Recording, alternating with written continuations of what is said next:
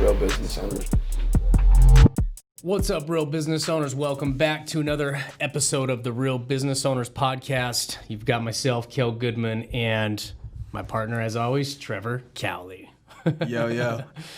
You guys, today we thought we would talk a little bit more in depth on, the importance of taking care of people and being approachable and staying humble in business and how that can help in your networking and growing your business. And so today, I think we'll jump into that. I mean, it kind of hit me yesterday when we were talking on Pedro's podcast about how important that is. I mean, that's how we met him. We go to a lot of events, and in all reality, man, I mean, I'd say 70% of our business, our revenue, it comes from our network. Without and so a doubt. It's very, very important that I feel like people stay humble, people stay being approachable, because I think that's what that is something that people will lose as they get, bigger in business, or their ego grows, or whatever it may be. They become a little bit less approachable. A little bit more arrogant. Yeah, I noticed it quite a bit. A little bit more anyway. Cocky, right? When you become arrogant and cocky, it's whether you like it or not, people work off of vibrations. Mm-hmm. We all can see that dude sitting over there that thinks he's the shit, or that woman over there that's, feeling like that they're above everybody else, or whoever it is, right? We've been... The guy with the Gucci sunglasses and his arms folded. No, I'm just joking. Right? But, everybody wants to be the big dog or whatever at an event and act like they're bigger than they are to a certain extent, right? Because it's almost like you're in a group of people that either are very successful or trying to be very successful. And the people that are trying to be very successful, they want to look like they're successful. So in some cases, they put on this facade or play this character, right? Rather than, letting their hair down a little bit, just being a little bit more real and raw and personable with other people. You're going to get much further in life and in business when you're more of a personable type person and you have humility and you're approachable. Right. That's what you really need to ask yourself. Are you approachable, or are you the type of person that basically puts on this, this face or this mask of, look at me, this is who I am, you should approach me because I think I'm way above you, or whatever it is. And it's just not going to serve you long term. Acting like that or being like that. Me and Kale have seen a lot of success, and, we've done a lot of awesome things. But, that's one thing that Kale's really good at, is kindling relationships and lasting relationships. Mm-hmm. We talked about it again on yesterday's podcast. We were on somebody else's podcast yesterday, and Kale's worked with people and built relationships with people for over 2 years, 3 years, 5 years before anything comes from it. Yeah. And a lot of people like myself, because I am one of those people that are we doing business? Here's what I feel like I already know the value that we can bring to you. So it's kind of like, look, man, if you want to do business with us, let's do business. If not, then cool. Mm-hmm. But Kel's a little bit different than me on that side of things, where he's okay texting back and forth and making those phone calls and just keeping a relationship strong over a long period of time. Either that individual then ends up doing business with us, or they like him so much so that they start referring business and saying, hey, you've got to meet my friend Kale. You've got to meet this guy. He's a good dude, or whatever it is. And that helps obviously grow businesses, especially when we have multiple businesses. Somebody's going to say, oh, Kale owns this, he owns that, and he's going to be top of mind whenever they're thinking about accounting or credit repair or whatever it is, right? And that's what you want to be, is top of mind. And the way that you do that is by being just a good human being and being approachable, right? I think so, man. I mean, it's not like you got to be the smartest guy to be a great networker. You know what I mean? I'm living proof of that. But the thing is, man, I don't really shut people down. You know what I mean? Like Yeah. if I get a phone call from a guy that might be kind of a joker or whatever, like I'll take the time and meet with them and see what they've got up their sleeve or what they're needing. Because in a lot of times, man, it turns into other opportunities. I mean, I remember when Haru was like just an employee of ours and decided to go off and do his own thing. And, you know, several guys in the office were like, man, that guy's a joker. Why do you even, you know, waste your time with him? And I'm like, dude, that's a human being, man. Like, you know, he has ideas and, you know, and he was a little bit different and quirky. And you know what? He never really found that much success. But for some reason, he always brought people to me that were able to bring us something, right? He was like chasing success so much that he was creating relationships with so many people, but he was so loyal to you because of the relationship that you built with him that he wanted to almost, I would think, piggyback off of your success, right? Like if I have a friend that's successful and I'm trying to be successful and I'm trying to do business with you, I'm gonna say, Kale, you got to meet my friend. He's doing big shit. He's doing this. I'm piggybacking off of somebody that I know, success, to help. What's the right term or word for it? Almost validate that I am an individual of value. Right. I can bring you value. I might not be successful right now, but I know people who are, and let's start putting those people together in a room and let them make business deals happen, and let's see if there's a windfall or a kickback or something that I could potentially earn.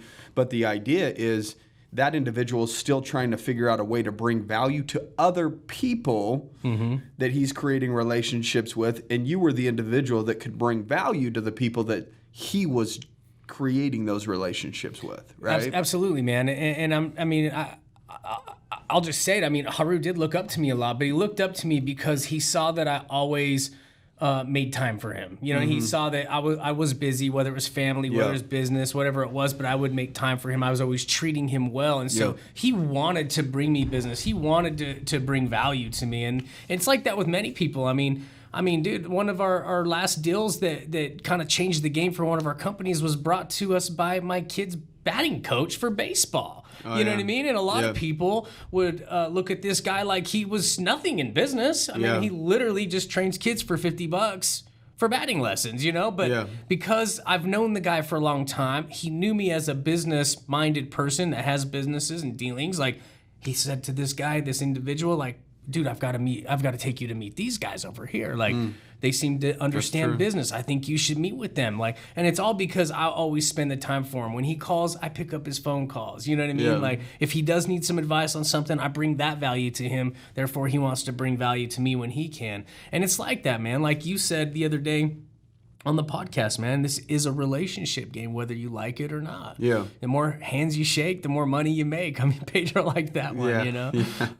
But you know, there's several tips, man. Like, even when you are reaching out to other business owners, you know, there is this weird game back and forth, right? Yeah. Every time I'm contacting somebody, I'm just planting that seed, right? Every time I contact them, whether it takes 1 year, 2 years, 3 years, I'm always planting that seed. Or this is how we do our processes so that customers don't ever get upset with us. Because the last thing somebody wants to do is refer customers to us if we're going to cause problems for them, right? Exactly. Like, we don't want to be a mess for them. And so I'm always just planting seeds anywhere I can to basically convince them that there's value here. We're going to be value for them, not only in the affiliates and the commissions, the extra revenue we can bring them, but also by improving their business, right? Like their business adding with their client. We're adding value to their processes. Exactly. And it does take sometimes a long time because there's a lot of distrust in every industry, you know, in terms of data or people want to protect their customers because that's how they generate their income. Yeah. And it's like, well, I'm making X amount of money a month right now and I'm doing okay and I'm doing fine. Why would I risk fine for great? Because I might not be fine if I send this information to somebody else and they do a bad job, then my name's on the line then my fine goes out the window and now I'm doing bad. Exactly. Right? And there might already be businesses that refer somebody to a competitor of ours. And so they're like, I don't want to mess it all up. It seems like it's going smooth. Like, why should I switch? And so those are the ones that take a long time to nurture. The relationships that take a long time to nurture and harvest and, keep planting those seeds. But if you plant 100 seeds and only 2 or 3 of them blossom and bloom and they end up being something great, it was worth the extra 97 or 8 that you had to plant. So I will say that the majority of the hands that you shake might not make you money. Right. But if you shake enough of them or get to know enough people, those ones that will bring a ton of value to your business or to you, to your life, whatever it is, they will be life-changing. Yeah. But it's a numbers game just like anything else. If you have 10 leads, maybe your close ratio is 20 or 30%. So you already know if you want to get 20 to 30 clients that month, you need to call 100 leads or get 100 people in your door or whatever it is. It's all data and it's all numbers. And so when you're talking about shaking hands and creating relationships, if you created 1,000 relationships or 100 relationships and only 2 or 3 work out and they end up changing your life, it's all worth it. Right. The problem is people only want to shake hands with the people that can bring them value today. They're trying to elevate their life today and they're not taking a look at the long-term picture. And so I'm not going to shake your hand. I don't think that we can do business today, but this guy over here that might be one of the guys that thinks he's up on the pedestal and not as approachable, but they're trying to get in with the wrong people. Maybe I know that guy really, really well, and I'm far more approachable. Right. You get in good with me, and I really like you, and I'm like, you know what? You could probably do business with my friend over here. Right, absolutely. You see what I'm saying? Yeah. So you're finding your way in. I know people that are of success, right? And if I'm far more approachable than the people that are of success, then you use me and go and I don't want to say use like in a bad term. You still want to build a genuine relationship with me, but again, you build a relationship through the least path of resistance. And then again, when you build a genuine relationship, again, not using, so to speak, but a genuine relationship, then that individual wants to bring value back and it's reciprocal, right? And so, Kale, I know this guy, you guys could do good business. He's a good dude. You're a good dude. Let me put you guys together in a room or on a phone call and see what happens. Yeah, it's not just a numbers game, man. It's a reputation game, and that's the thing. Like, you got to bring value to people. So, for example, I have a lot of people that do those type of emails. Dude, this is Kelly, does great business. I'd love to connect you guys because he does this, and I think you guys have synergies, whatever, right? Yeah. The reason that happens is because I've brought value to that person that introduced us. Yeah. Whether it be they were in a jam at one point and they needed a connection to maybe someone that created leads in their field, right? And so I make that connection for them, and it really did help their business. So now they're like, dude, I just want to return the favor and introduce you to these guys over here since you helped me out over there. Yeah. So that's definitely important aspect is as you're growing your business and you are out there shaking hands and you're playing the numbers, is you've got to back up your reputation too. Like, as you do things for other people, you bring value to them, and then they start sending you customers or they trust you with business. You've got to back it up and do a great job. You've got to add value to their processes in order for them to keep, in order for you to keep expanding your network. And that's another point as well too, is I've always been willing to trust first. Okay. So, I know that's hard for a lot of people because people don't want to be the one to trust first in a deal because they are obviously exposing themselves the most for being burned. But I have done that over and over again, and I have been burned over and over again. But majority of the time, because I'm willing to trust first, okay, yes, I'll agree to that deal. Or, okay, yes, I will share these resources with you first, right? I trust first and open myself up to these people and trying to add that value for them to then turn and be like, okay, man, why would he be doing this for me? You know what I mean? Like, I haven't done anything for him yet, right? That kind of lets their guard down a little bit so that they're like, dude, this guy's coming through for me. Like, I should trust him and go ahead and make some of those introductions or whatever it may be. That's the part that I was talking about when I said being genuine. Right. Genuine, I guess, maybe means vulnerable as well. Sure. Right? Opening yourself up to, potentially, again, we've done business with a lot of people. Right. And not all people are good people. unfortunately, right? There's bad people in the world. There's bad accountants. There's bad credit repair companies. There's good police. There's bad, we can go on and on and on. But human beings are human beings. There's good ones. There's bad ones. Right? Luckily, there's more good ones than bad ones, I believe, right? Yeah. But the bad ones get a little bit more press and headlines. So it makes us sometimes wonder, right? But we've done business and exposed ourselves and been vulnerable with people and tried to help people or this, that, the other, and it has come back and bit us. Right. That is part of the negative side of this process, but you have to do it to generate genuine relationships with especially people. If you're just starting. Like, you've got to figure out how to add that value first. You've got to be willing to trust first, right? I mean, we don't trust first on every single deal, but we have trusted first on most of them, and the reason we've been able to do that or willing to do that is because we are true to our intentions. Yeah. So yes, I think that you're correct, man. Is being genuine is being true to your intentions. Like, you're going into this deal, like, I'll trust you first, man. I'll be genuine because I'm true to my intentions. I want this to work for you. Yeah.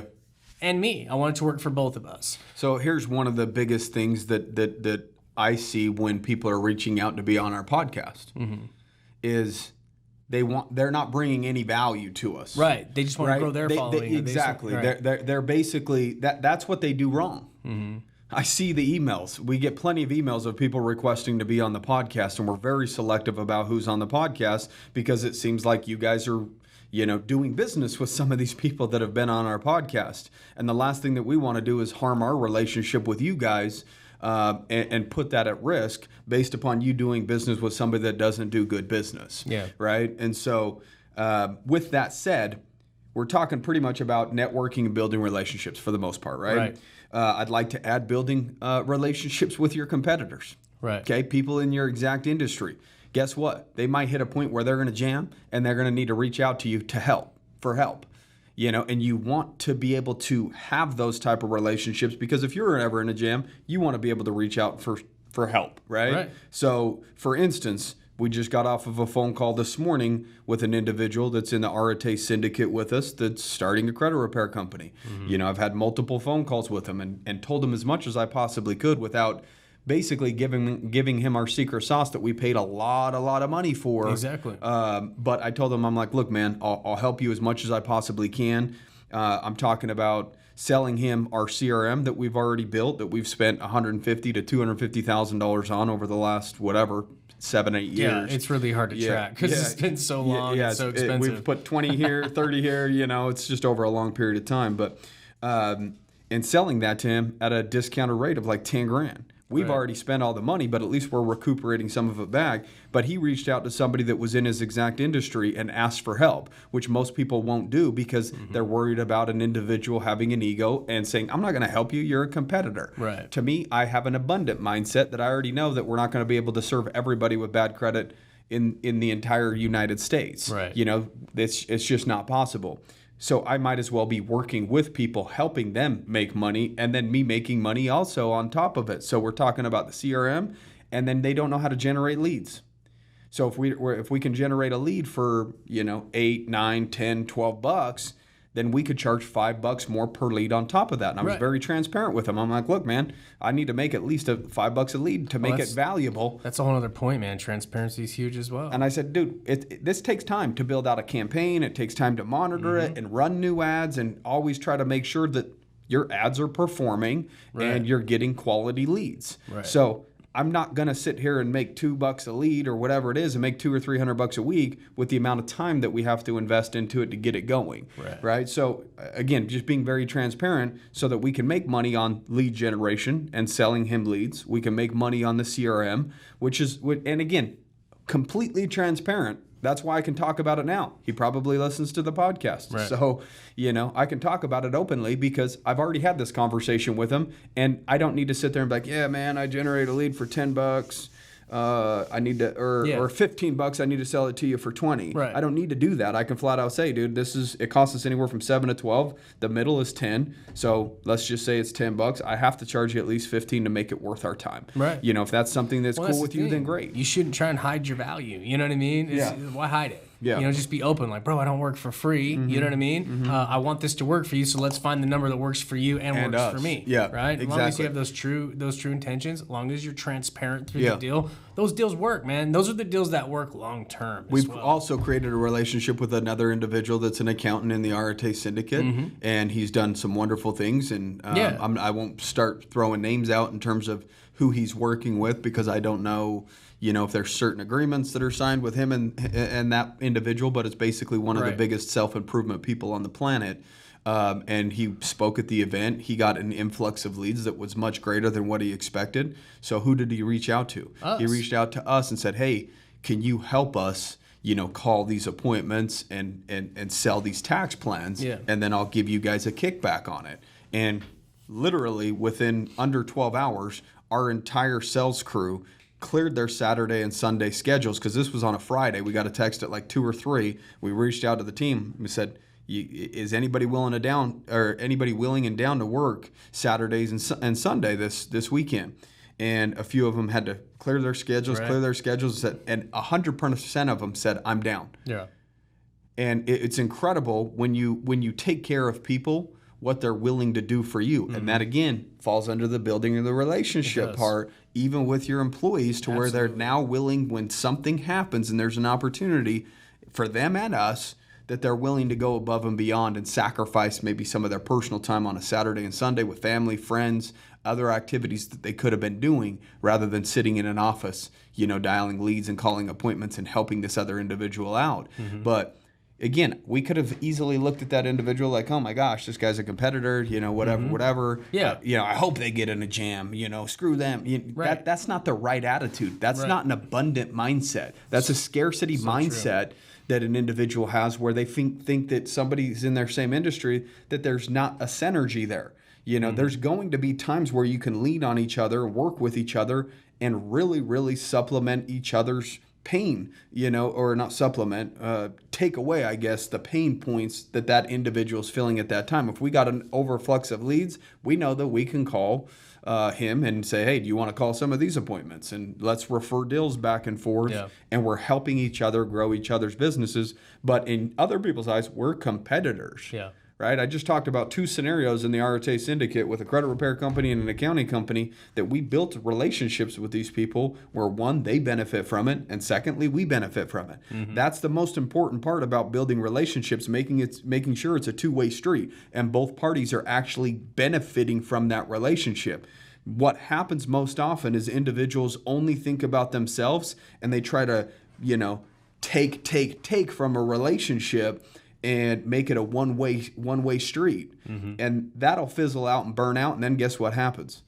You got a bad name. Yeah. Your reputation starts getting bad. Oh, I wouldn't do business with that guy. He just cares about himself. This happened right before this podcast, man. JD says, hey, this guy submitted a lead, right? And I was like, bro, that guy's been trying to reach out to me through people too. And like, we all are just staying away from that person because of his name. His reputation. He's known to just take and disappear. And like, we don't even want to put ourselves in that position. So why even waste our time taking the time to meet with him or even explore any opportunities with him because of his name. His name isn't just like, oh man, a couple bad deals. Like, it's repeatedly like him burning people. Yeah. So you don't want that reputation, obviously. Well, even if we can benefit from it, in this scenario, he's reaching out to us to have us be the tax group for a product or service that he's offering, and we don't want it. We don't need it. That's the thing. Well, we don't need it, but we don't want it, even if we did need it. Yeah. That's what some people need to understand, is you need to realize who you're doing business with. Right. If you're doing business with somebody that already burns people, this, that, the other,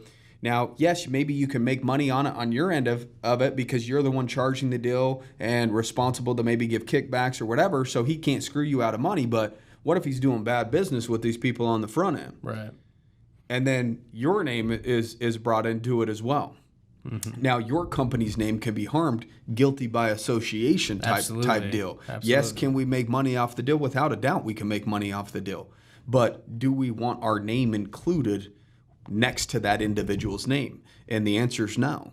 And so we're not going to respond or reach back out or anything like that because, again, our reputation's more important than a quick buck or a couple dollars. Some of the best businesses that you do want to do business with don't need the work. So they don't need it. So you've got to be pretty damn good, right? you have to have a good reputation. You have to have something of some major value to want to go to that company and be like, hey, I have ways to expand your business and help you grow that can help me in return. It's like, sorry, dude, we don't need it right now, so we're not willing to take that risk on you. Yeah. It'd be different if we totally needed it and we'd at least explore the options or whatever. But at the end of the day, you just don't want to take a risk on someone that has that horrible of a name. Yeah, yeah. So, and if you have done some business dealings that didn't work out, like, you better do your damn best to make things right so that it doesn't harm your relationship, because sometimes business dealings just don't work out for whatever reason. And I feel like you should always try and make things right. I mean, we met with that dude Brock in Vegas that was like, bro, when 08 hit and all these investments got wiped out, I made a promise to everybody that trusted me and put money with me that I would make it right with them. I didn't care how long it took. And it did take 7-8 years, but I went back and paid every single one of those investors back, even though I didn't have to, even though I had agreements that got me away from all the liability of having to pay it all back if the money was lost. But because I saw these people's world crumble, like, I made it right over the years, and now they all trust me to put money with me still. Yeah. Even though it went way beyond what it should have because the business deals went south. No, they're probably putting even more money in now. Because most they know people wouldn't do that. But his reputation's worth it to him. Exactly. And now he's high on the hog. He is high on the hog. He's doing really big shit because people want to associate with people that make things right. Yeah. Look, man, the deal is just what Kale said. Not all business deals are going to work out. Mm-hmm.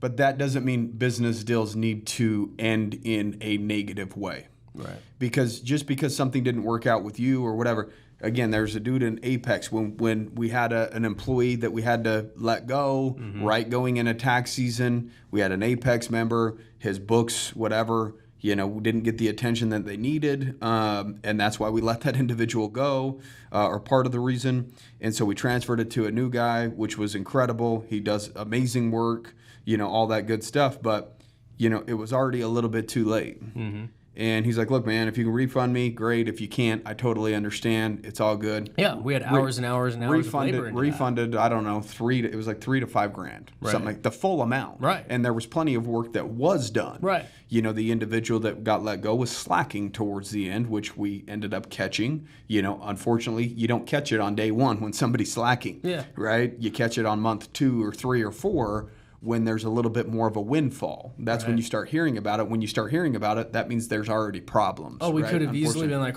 we got to cover merchant costs and the hours we did pay that guy. I'll do 50%. Right. Yeah, we could have done that. And sometimes we have to do deals like that with people because they aren't taking accountability, but it's important that you take accountability when you know that it didn't live up to the expectations of that client that you set for them coming into your firm. Yeah. Refund the dude. Make it right. Yeah. And in return, what do you do? He tags us in plenty of posts of people looking for an accounting firm. He's directly referred people to us, even though we didn't work out for him. Yeah. And he said, he's like, I spoke with your other accountant. He seems great. He seems like he's on the ball. I do want to take it in-house and learn some of this stuff myself anyways or whatever, but I'm going to probably come back to you guys just because you guys made it right and you refunded the full amount. Now he's referring deals even though that he's not one of our current clients. Mm-hmm. He's one of our potential future clients again when he gets to that point of growth where he needs a few more eyeballs on it. But again, we maybe lost that business right now, but we did the right thing, and I think that it'll bring business tenfold just by doing the right thing. And again, that relationship is still solid. I still message that individual. We still communicate. He still tags us on post, and that's what we're talking about when we're talking about reputation. Right. And if we would have said, you know what, dude, it is what it is. We'll get your stuff caught up till this date, and you'll get what you paid for. Right. And we if we would have played that game, then maybe our reputation wouldn't be so hot in his eyes to the point where he doesn't feel like referring people to us. Right. And so the long run, doing the right thing is the right thing. It is, bro. But in the short term, doing the wrong thing might put a little bit more money in your pocket because we could have saved, I think it was like $4,600 if I'm thinking correctly. We could have kept that $4,600.